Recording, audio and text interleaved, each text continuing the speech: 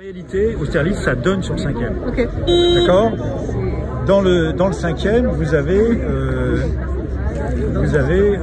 donc 40 magasins, 40 commerces pour 1000 habitants. La moyenne parisienne, c'est 29. Okay. D'accord. Donc déjà, le 5e est très au-dessus. Ça va être un massacre.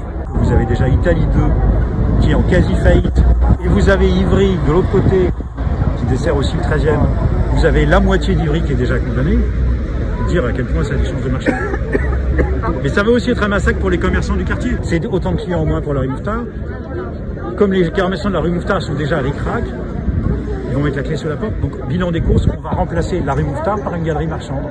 Okay. C'est ça le projet Gare d'Austerlitz. Si je garderais une image, c'est ça. On remplace la rue Mouffetard par une galerie marchande. En fait, ce projet, il se trouve à un endroit, il se trouve dans un quartier qui est à peu près préservé. Il y a la Seine qui est juste à côté. Il y a le jardin des plantes qui date du XVIIe siècle, avec son jardin à la française et à l'anglaise, avec des très beaux bâtiments remarquables du XVIIIe siècle et du XIXe siècle. Et il y a la halle de la gare elle-même qui date du milieu du XIXe siècle. Et il y a surtout, en co-visibilité du projet, il y a le grand bâtiment de la Pitié-Salpêtrière, le bâtiment qui a été commandé par Louis XIV qui date du XVIIe siècle. Et en fait, ce truc qu'ils veulent mettre, c'est grand comme un paquebot, c'est avec un style architectural qui va pas du tout se fondre, qui est vraiment ce qu'on fait maintenant, un truc qui s'assume et qui va être massif déjà par son volume, mais qui va complètement écraser et phagocyter tout ce qu'il y a autour. Voilà. Nous, élus écolos, on a été élus en juillet dernier, enfin fin juin dernier, sur l'idée que c'était le dernier mandat pour le climat. Et que donc on n'avait pas le choix, il fallait rendre de Paris une ville vivable dans un horizon 2050 et a fortiori 2100. Et que là on nous propose la création d'une grosse barre de bureaux, d'immeubles avec un centre commercial, ce qui n'est en accord ni avec la Convention citoyenne pour le climat, ni avec les accords de Paris. C'est-à-dire que autant sur la surface de bureaux, on se retrouve avec plus de 50% de surface de bureaux à un moment où il y a des millions de mètres carrés de bureaux vides en région Île-de-France, et qu'à la limite, si on veut à tout prix bétonner, et ben dans ce cas-là, il y a des personnes à la rue, et que la priorité dans ce cas-là, c'est plutôt déjà de loger les personnes qui ne peuvent pas se loger aujourd'hui ou qui ne sont qu'en centre d'hébergement et pas dans des vrais logements, et donc sortir au moins des gens de la précarité. Et là, je comprends l'idée de faire beaucoup de logements, parce que là, on est aussi dans une urgence. Mais sinon, si on veut se confronter à l'autre urgence, qui est l'urgence écologique, ce projet est encore plus absurde, puisqu'il crée des bureaux qui risquent de ne pas être utilisés, il va créer un îlot de chaleur absolument monstrueux au centre de Paris, avec une proportion congrue d'espaces verts qui en fait sont quasiment, on a l'impression, là pour greenwasher le reste du projet. Et qu'en plus, par ailleurs, c'est un projet financier qui est censé permettre à la SNCF et à l'AFD de gagner de l'argent. Et on n'est même pas sûr que ça marche, puisque les effets de la crise Covid font qu'aujourd'hui, on sait que les bureaux vont être de moins en moins utilisés, que le télétravail va être de plus en plus pratiqué. Il n'y a pas un moment où ce projet ne devrait pas être vu. C'est un projet qui correspond très bien à la pensée des années 80, c'est-à-dire il y a 40 ans. Donc il y a peut-être un moment où il faudra faire des projets adaptés et des projets qui pensent à l'avenir. Voilà, ce projet, je pense qu'il faut le revoir de A à Z. Maintenant, on a un immense espace dont on peut faire quelque chose. Profitons-en pour faire quelque chose d'intéressant pour les Parisiennes et les Parisiens, et particulièrement pour nos enfants et nos petits-enfants.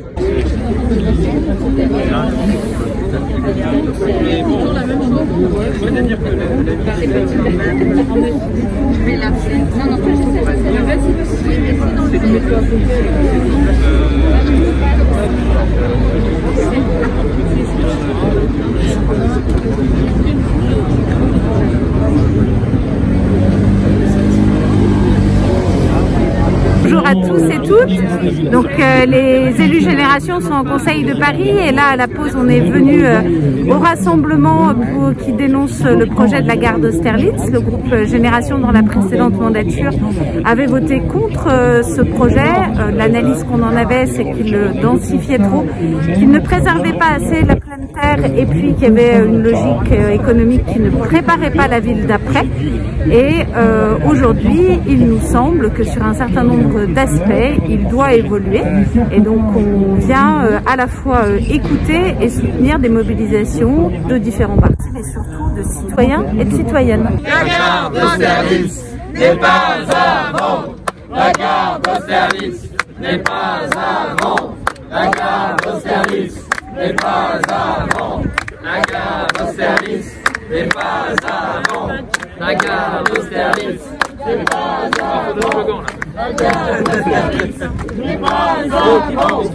Comme s'il n'y avait rien de changé, comme si on était toujours avant la Covid, avant la crise climatique. Et effectivement, les citoyens et les citoyennes qui, eux, veulent que ça change. Et donc là, maintenant, il faut se battre et je pense qu'on va gagner. Parce qu'en plus, ce projet, économiquement, ne tient pas la route. Donc on est sur un projet qui est absurde, non seulement écologiquement, mais économiquement également. Ça ne tient pas la route économiquement vous me dire pourquoi ça ne tient pas la route économiquement pour les raisons qui ont été évoquées, c'est-à-dire que en premier lieu, l'immobilier de bureaux est en crise majeure sur Paris. Il y a un taux de vacances des bureaux qui est gigantesque aujourd'hui, et toutes les analyses que font les professionnels montre que cette crise est structurelle. C'est pas juste un effet de conjoncture parce que les gens ont déserté les bureaux, c'est structurel. Aujourd'hui, les grands immeubles de bureaux de 50 000 m² comme ça n'est plus du tout à la mode. La mode, c'est au contraire de faire des petits immeubles de bureaux déconcentrés, proches des lieux de travail des gens. Donc déjà, ce projet est totalement has-been au niveau de la conception de l'immobilier de bureau tel que le voient les professionnels eux-mêmes. Le prix du mètre carré de bureau, on ne sait pas lequel il est, il n'y a pas d'indicateur, mais si vous voulez, l'AFD, qui est le preneur unique de ces bureaux, aurait payé ce mètre carré à peu près entre 16 et 17 000 euros du mètre carré. D'accord ? C'est-à-dire que l'AFD a investi 834 millions d'euros dans ces bureaux. Déjà en soi, c'est choquant de se dire que l'aide au développement sert à financer un projet immobilier au centre de Paris. Ce n'est pas la vocation de l'AFD de faire de l'immobilier au centre de Paris. Mais en plus, ce qui est encore plus choquant, c'est que probablement l'AFD et l'État, donc nous, on va perdre beaucoup d'argent dans cette affaire parce que l'AFD doit vendre son siège social actuel, elle ne l'a pas encore vendu. Elle a acheté ses bureaux prix fort, elle va vendre sur un marché sinistré ses bureaux actuels et en plus elle n'a pas besoin de la totalité des 10 000 m², des 50 000 m². Il y a 10 000 m² dont elle n'a que faire, donc elle va devoir également revendre. Donc on parle de pertes qui potentiellement se chiffrent en centaines de millions d'euros. C'est-à-dire que l'aide au développement est dilapidée dans une opération immobilière totalement spéculative qui va probablement se traduire par des pertes en centaines de millions d'euros. Est-ce qu'à votre avis, c'est ça qui explique pourquoi ce projet continue de faire une toile? Le fait que le AFD a déjà investi, déjà engagé dans le projet? Tout à fait. Je pense que si, à la place de l'AFD, on avait un opérateur privé, le projet serait déjà à l'arrêt. L'opérateur privé aurait déjà trouvé les clauses du contrat, et notamment il y a une clause qui en droit français s'appelle la clause d'imprévision. Quand il y a un événement totalement imprévu qui se produit et majeur, eh bien ça ouvre la possibilité à une révision du contrat. Or là, il y a un événement totalement imprévu et majeur qui s'appelle la Covid, et un opérateur privé évidemment aurait saisi cette occasion pour remettre en cause le contrat. On veut des gares, pas des centres commerciaux. On veut des gares, pas des centres commerciaux. Des bureaux, des gares, pas des centres commerciaux. Des bureaux, on veut des gares, pas des centres commerciaux et des bureaux. À Paris.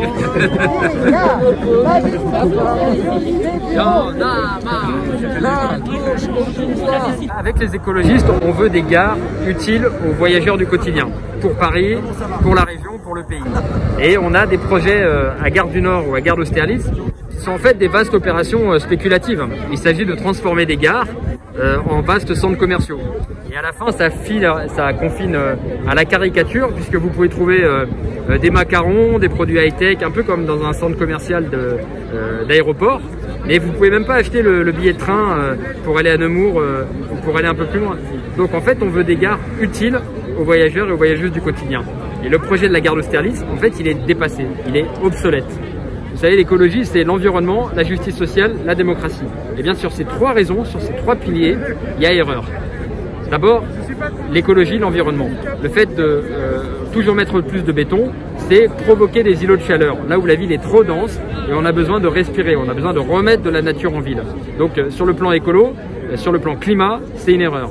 Sur le plan social, on a un problème à multiplier ces centres commerciaux qui sont en fait des prédateurs pour le petit commerce. Quand vous discutez avec les petits commerçants du 5e arrondissement, eh bien, on vous dit il vaut mieux du petit commerce utile au territoire que les grands centres commerciaux qui finalement ne servent pas à grand chose et détruisent de l'emploi local. Il y a aussi un enjeu, c'est qu'il manque des logements. On veut moins de bureaux et plus de logements, et en particulier très sociaux. Et il y a une proposition qui est portée par Nour Durand-Rocher, qui est élu écologiste à la ville de Paris, c'est qu'on affecte des logements très sociaux aux aides-soignants, aux soignants, au personnel médical, aux infirmiers, aux infirmières, qui prennent tous les jours des risques pour sauver notre vie et qui ont du mal à se loger dans Paris. Et là, c'est l'occasion. Et puis, dernier plan, la question démocratique. Vous avez des pétitions qui demandent la révision du projet. Vous avez des enquêtes publiques qui disent on n'en veut pas, on veut autrement, on veut plus de nature en ville, on veut moins de béton et plus de respiration. Eh bien, il faut entendre, il faut écouter et non pas marcher depuis l'hôtel de ville sur les décisions et les choix des habitantes et des habitants. Donc, pour des questions d'environnement, de justice sociale et de démocratie, nous demandons la révision du projet. Ce projet est vieux. Est-ce que c'est aussi lié au contexte actuel? Avec la pandémie actuelle, on voit que les centres commerciaux ont beaucoup de difficultés. Est-ce que c'est juste cette raison-là ou ça s'englobe dans une avancée générale et aujourd'hui les centres commerciaux n'ont plus lieu de sortir de terre? Je pense que ce projet il était déjà obsolète dans les années 90. Mais alors en plus, quand on nous le ressort après le confinement, chacune voit bien qu'on veut soutenir plutôt le petit commerce plutôt que les grands centres commerciaux. On veut plutôt pouvoir respirer en ville, tirer les leçons de la crise, tirer les leçons du confinement, c'est aussi dire Paris, les villes doivent être moins denses, moins minérales et avec plus de respiration et d'îlots de fraîcheur. De la nature en ville, enfin. Et puis il y a l'enjeu vraiment, on en a trop des bureaux. Et la région Île-de-France, elle est profondément déséquilibrée avec beaucoup de bureaux à Paris, en Petite Couronne et dans l'Ouest. Et puis des endroits où il y a malheureusement peu d'activités économiques. Donc le rôle d'une région écologiste et solidaire, c'est aussi de rééquilibrer ces territoires, lutter contre les inégalités et permettre à chacune de pouvoir s'émanciper et profiter de la région. Merci d'abord à vous qui êtes là. Merci aussi aux 31 000 personnes, je crois que je peux le dire, d'ici ce soir on sera à 31 000 personnes qui ont signé la pétition, qui fait qu'aujourd'hui sur change.org on est la 3e pétition la plus populaire. Donc on espère aller encore beaucoup plus haut. Merci à toutes les associations qui nous soutiennent depuis le début et tout particulièrement, bien sûr, je les remercie toutes, elles ont mobilisé leurs militants, mais je tiens particulièrement à remercier France Nature Environnement et SOS Paris qui ont vraiment beaucoup passé de jours et de nuits sur cette affaire.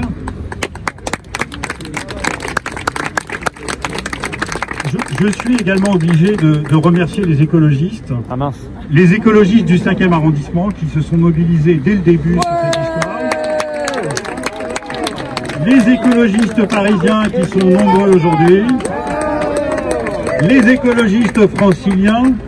Et Julien Bayou qui nous soutient depuis le début dans cette histoire, qui s'est mobilisé tout de suite. Alors après, il faut que je remercie aussi Laurent Audouin. Alors je ne sais pas où est Laurent, parce qu'il avait un problème de garde d'enfants. Mais Laurent, il a réussi quelque chose de très sympa, c'est qu'il a réussi à faire voter à la quasi-unanimité le conseil d'arrondissement du 5e arrondissement pour une révision radicale du projet. Et derrière Laurent, eh bien, il faut que je remercie les élus du Conseil de Paris, les élus écologistes, bien sûr, qui ont déposé un vœu demandant une révision radicale du projet qui va être examiné jeudi. Mais aussi, je dois remercier les élus de Grandir Paris, de Changer Paris, pardon, de Changer Paris, qui ont aussi déposé un vœu quasiment dans les mêmes termes que les écologistes, il faut quand même le saluer. Invoquant le changement climatique pour demander la révision du projet. Et enfin, les élus de progrès, les élus LREM, bon, on va le faire simple, qui ont également demandé un changement. Et Daniel Simonet, pardon, évidemment, mais elle a la parole. Bien évidemment, Daniel Simonet qui nous soutient chaleureusement et qui va parler tout à l'heure des raisons de son engagement. Voilà, donc on a 3 groupes qui ont déposé des vœux. Arithmétiquement, ça fait une majorité.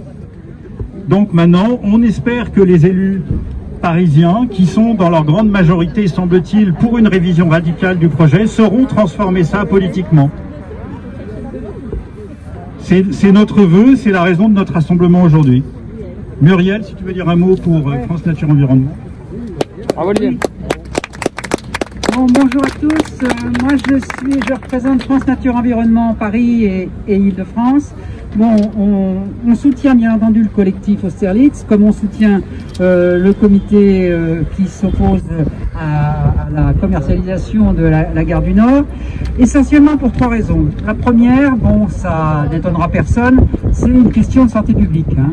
Je veux dire que faire boulevard de l'Hôpital à la gare d'Austerlitz, un bazar gigantesque haut de je sais pas combien de mètres, 37 mètres, hein, bon, un centre commercial alors qu'il y en a un autre, place d'Italie, c'est provoquer de nouveau des bouchons, c'est déjà une avenue très fréquentée, et donc pollution, circulation compliquée. Et puis, cette opération, il y a une absence de réel bilan carbone. Elle est finalement complètement spéculative. Donc, première raison de notre opposition, c'est dangereux pour la santé des habitants. Deuxième raison, bah, c'est une opération qui illustre ce que nous avons appelé à FNE le Monopoly à Paris. Le Monopoly à Paris, c'est la spéculation foncière, c'est des projets inutiles, c'est la destruction de la vie de quartier, c'est la concurrence entre les commerces, parce que les petits commerces de quartier par rapport à un nouveau centre commercial, ça va être la cata dans le 5e. Et puis c'est une absence criante d'espaces verts et de détente, malgré toute la politique de com qu'on nous serine à longueur de temps. Et donc, on n'a rien contre la modernisation d'une gare, hein, mais à condition que ça soit utile pour les usagers et des transports, et non pour des opérations immobilières qui ne correspondent absolument pas aux besoins. Je ne dirais qu'un mot des bureaux. Je veux dire qu'à côté de la Pitié-Salpêtrière, on aurait davantage besoin de logements sociaux pour les professionnels de santé que de bureaux, alors qu'il y en a déjà pléthore, ou de logements de luxe et de centres commerciaux. Et enfin, troisième raison, on veut une ville plus verte, avec des espaces de nature ouverts au public, une ville accessible à tous, où la mixité sociale serait maintenue, et une ville où il ferait bon vivre, et où on trouve tout, nous dit-on, à un quart d'heure à pied de chez soi. Donc, au moment où la ville de Paris veut se doter d'un PLU bioclimatique, on considère que ce projet de la gare d'Austerlitz est absolument absurde, et c'est la raison pour laquelle on s'y oppose. On soutient le collectif Austerlitz et on ira en justice s'il le faut, et ils le font. Voilà, bravo à tous. Julien. Ben oui, merci beaucoup à toutes et toutes de nous réunir après le rassemblement sur place. On l'avait dit, et notamment on avait salué l'engagement de Yves Contasso et d'autres qui, il y a déjà 30 ans, se battaient contre une version à peu près similaire en fait de ce projet. C'est pour ça que là on est, vous voyez, un peu comme dans les séries, on est sur un nouvel épisode, dans une nouvelle saison, mais c'est toujours la même histoire de Monopoly et de gares qui finalement sont transformées en centres commerciaux plutôt qu'en lieux utiles aux voyageuses et aux voyageurs. On est vraiment dans la caricature, un peu comme à Gare du Nord, où vous pouvez acheter de tout, les plus petits macarons, tout ça, mais pas le billet de transport dont vous avez besoin pour les voyages du quotidien. Donc évidemment, on est en soutien. Bravo à nouveau Olivier de nous réunir. Bravo pour cette mobilisation. Illustrer le fait que les habitantes et les habitants, même en pleine pandémie, sont absolument conscients des enjeux et se mobilisent contre le béton et pour des gares utiles au voyage du quotidien. C'est absolument fondamental. Je ne vais pas être trop long, mais je voudrais dire à quel point j'avais été touché dans la mobilisation à Gare d'Austerlitz par ce commerçant bio, Rachid, commerçant du 5e arrondissement, qui disait, voilà, effectivement, on n'a pas besoin de centres commerciaux en plus, on a besoin de liens, on a besoin de nature en ville, et on a besoin de logements sociaux. Et en particulier, évidemment, à cet endroit, ça a été dit, pour les soignants, les soignantes qui prennent des risques, qui risquent leur vie littéralement pour assurer notre santé. Et donc il faut revoir intégralement le projet. C'est une question climatique, c'est une question d'environnement évidemment, c'est une question de justice sociale, parce que nous voulons des logements sociaux accessibles à cet endroit, en particulier pour les premiers de corvée, et c'est une question démocratique, parce que sur cet aspect, comme sur tant d'autres, on a des enquêtes publiques où vous avez des dizaines et des dizaines de milliers, 80, 90, 95% des gens qui disent ce projet n'a pas de sens, et malgré tout ça avance tout droit.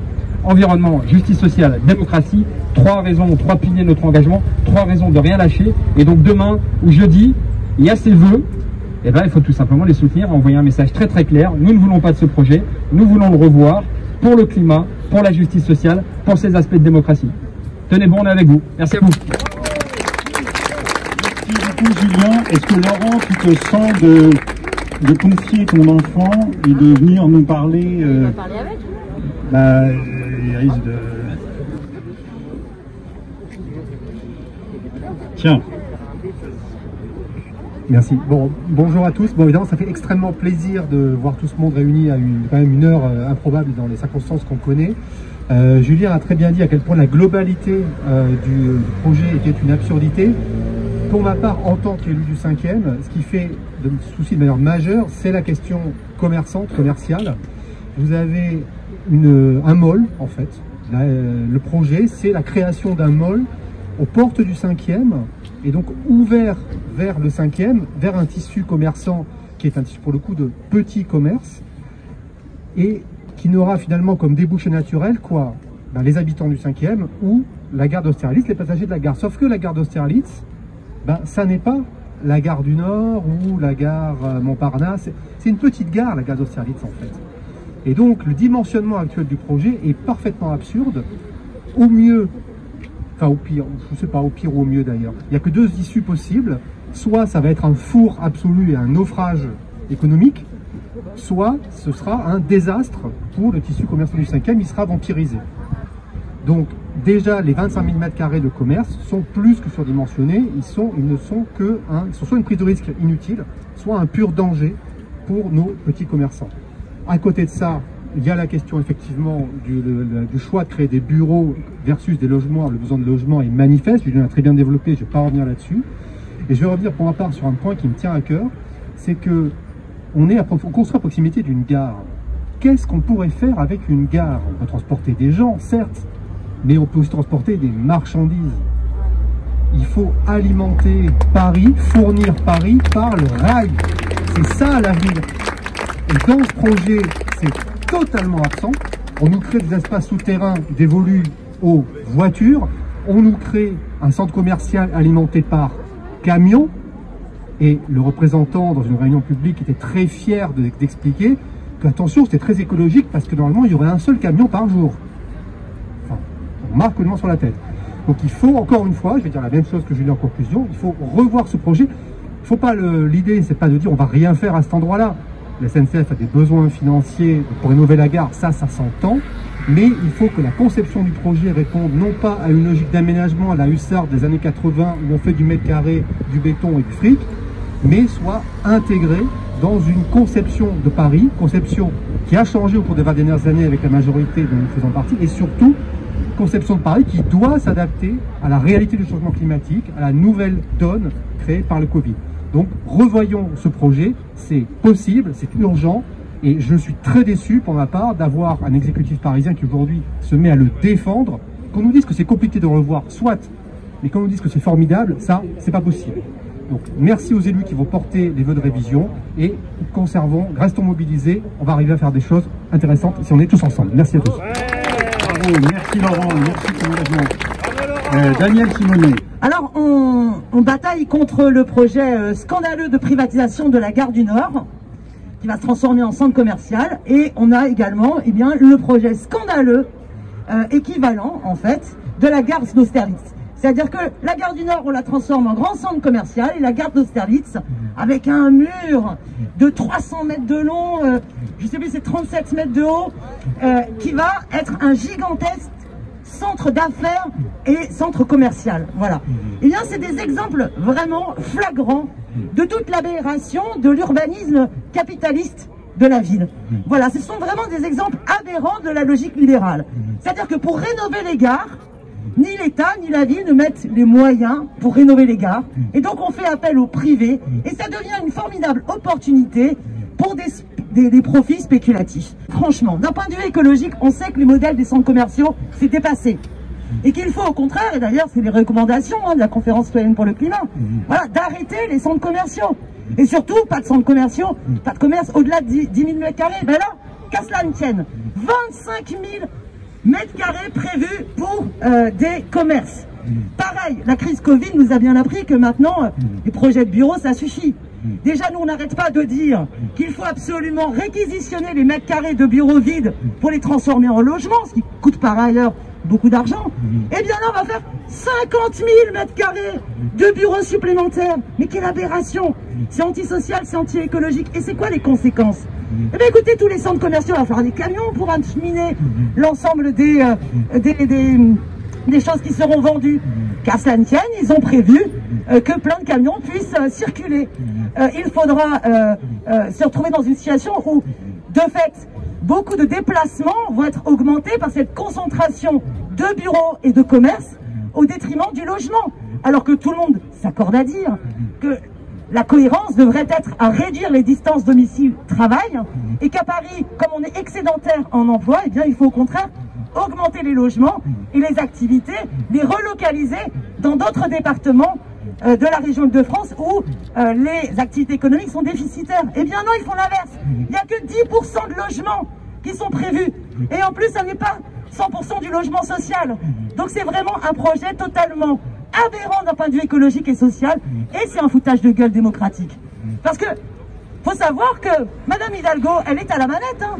Parce que là, c'est MAPA. C'est la société d'économie qui est une filiale de la ville qui est aux opérations. Donc elle peut très bien dire, on s'est planté. Ce projet, il est trop dépassé. C'est vraiment le modèle libéral capitaliste des années 80. Il faut tout revoir et tout réviser. Voilà aussi pour une raison supplémentaire pour laquelle je ne suis pas dans cette majorité. Alors moi, désolé, je n'ai pas déposé de vœux et je voterai les autres vœux qui ont été déposés. Mais parce que Madame Hidalgo m'empêche de déposer des vœux, figurez-vous. Elle a changé le règlement intérieur en décembre pour me limiter à un vœu. Voilà, un vœu par conseiller, ce qui ne change rien pour les groupes, mais ce qui, moi, change beaucoup. Néanmoins, il y a un vœu LR, il y a un vœu ELV Génération, je ne sais plus s'il y a d'autres groupes en plus dessus. Moi, je voterai les deux. Peu m'importe qui sont à l'initiative de ces vœux, puisque les textes sont tout à fait acceptables, eh bien, il faut les voter et continuer la bataille pour exiger la révision complète du projet. On continue, on lâche rien. Alors nous, on va nous parler du vœu justement que vous avez. Oui, donc d'abord vous remercier d'être là parce qu'il y a eu une mobilisation locale que derrière on a pu le reprendre. Donc merci à vous toutes et tous d'être là et merci de vous être mobilisés localement. Il faudra que dans le 5e et dans le 13e arrondissement, la mobilisation continue pour nous appuyer, nous en tant qu'élus, parce qu'en fait c'est toujours des effets de levier. Pour ce qui est du vœu que je vais présenter au prochain Conseil de Paris, donc je vais le présenter après-demain, a priori, ce sera donc l'idée, c'est de revoir complètement le projet et donc j'espère un moratoire. Évidemment, ce n'est pas directement le vœu à la ville qui changera complètement l'histoire du projet, mais si la majorité et l'exécutif se rendent compte vraiment qu'il faut revoir le projet, derrière, ça devrait faire effet.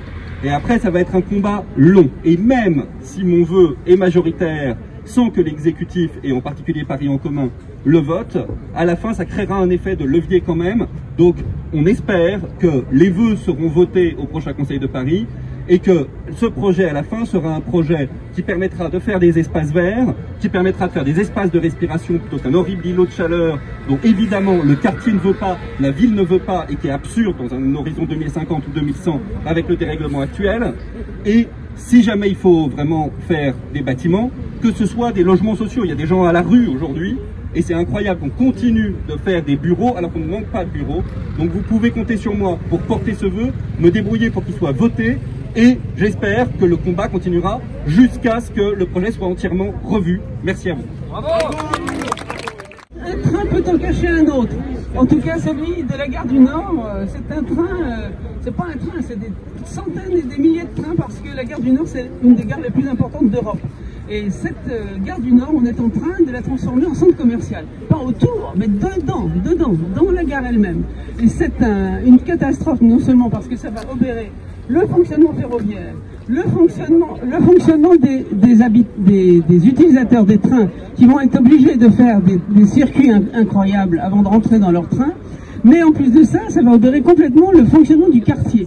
Le quartier est déjà très dense, il y a énormément de circulation et là on va encore en rajouter un peu plus pour approvisionner les commerces de luxe qui sont prévus dans cette fameuse gare monstrueuse qui ne remplit plus du tout son service de gare. Alors, c'est un projet catastrophique. Alors, je vais pas revenir sur tout ce qui a déjà été dit sur Austerlitz, parce que bien sûr, on est complètement d'accord avec ça. Mais là, en plus, on a un deuxième problème, c'est celui de la congestion du quartier. Et puis, c'est parce que rien n'a été prévu. Il y a 15 lignes de bus qui passent dans le quartier. On ne sait pas toujours où elles vont s'arrêter, comment on va accueillir les visiteurs, etc. On a aussi le problème que cette gare, elle est fréquentée à 80% par les gens qui viennent du nord de Paris et à 20% pour les gens qui s'occupent qui vont à Londres ou qui utilisent les trains de luxe.